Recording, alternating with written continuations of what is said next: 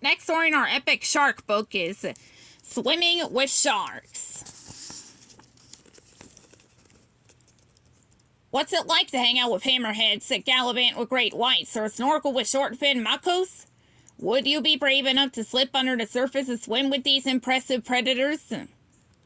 For scientists and underwater photographers, going nose to nose with a nurse shark or tracking a tiger shark is all in a day's work. They use special equipment to breed and work beneath the waves. Scuba diving is a way for people to breathe underwater. A scuba diver carries air on their back in a metal tank. The air goes from the tank through a tube and out the regulator, which is a piece of equipment in the diver's mouth. A scuba diver also wears a special vest called a buoyancy control device, or BCD for short. The BCD helps them to either sink lower in the water or float higher. A mask allows a diver to see clearly underwater. Flippers, which look like a fish's fins, go on a diver's feet to help to swim more easily. A human's body temperature drops when they're underwater. So if someone is going to spend a lot of time in the ocean or dive down deep, a typical bathing suit won't do. An ocean diver needs to wear something called a wetsuit, a special outfit that covers their whole body and keeps them warm. Or if the water is really cold, the diver can wear something called a dry suit. Dry suits are worn over normal clothes and keep the diver totally dry. That means it's possible to wear any sort of clothing, even sweatpants and a coat, while swimming.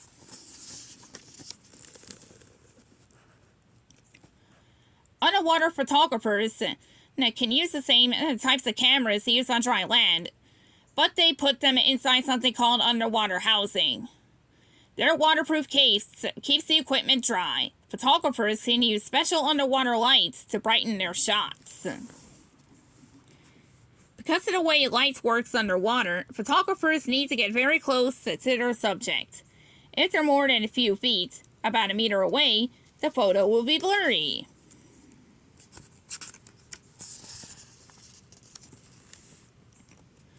Marine scientists study sharks' behaviors and health.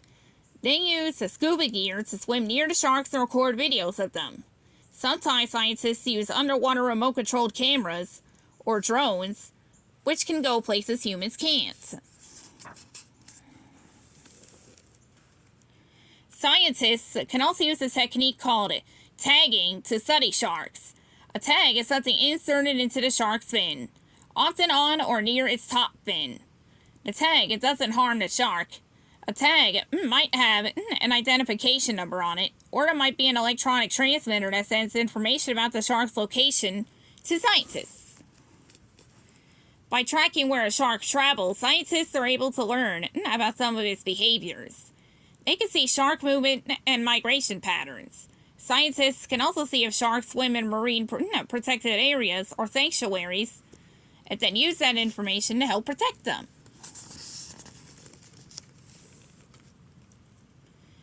Cage diving is a way for people to observe or photograph sharks in the wild when it isn't safe to swim freely.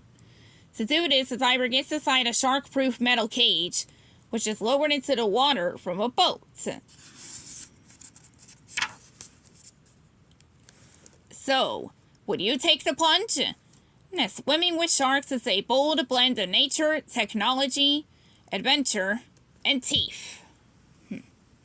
The end.